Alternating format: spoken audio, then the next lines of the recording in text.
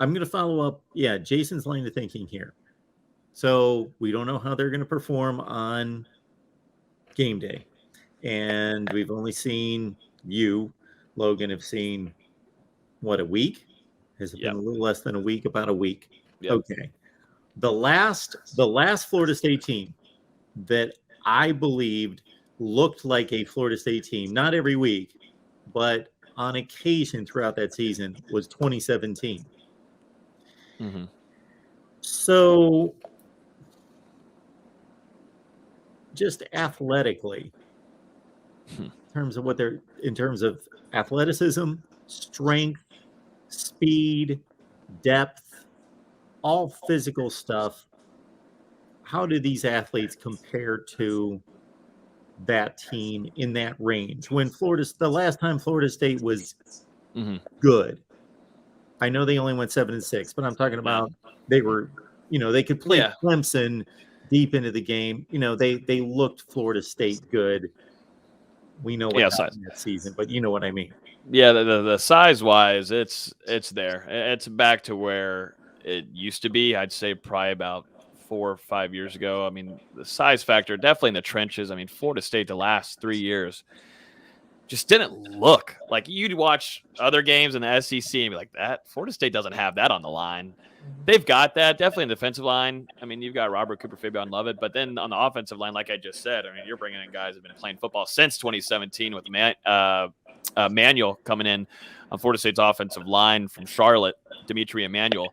That's a guy that's been playing football since 2017 on the college level.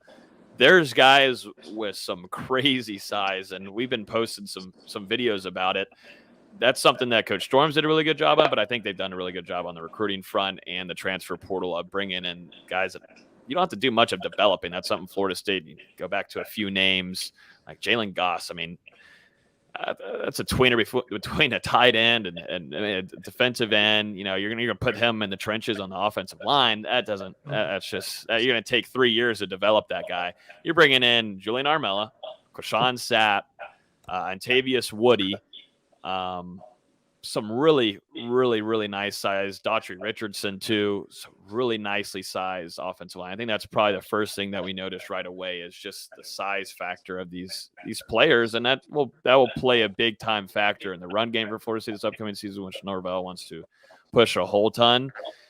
I'd say there's that, but then there's also playing smart. There hasn't been a lot of penalties through this fall camp. Mike Norvell, what he does is he brings in a whole ref crew to every practice, which he ended up doing last year a little bit in the middle of the season because, Florida State was having a really rough time on the front line with false starts, offsides, but really false starts.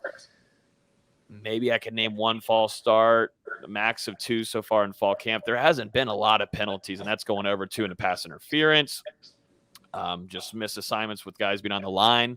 Florida State has done a really good job, at least, of playing smart. And Florida State has really hurt themselves. They hurt themselves last year in games that were critical, definitely in Clemson. You go to Lundy, seeing the late hit for no reason. I think Marion Cooper also had one. They're being very strict about things, and that's why this coaching staff is really hands-on this fall camp.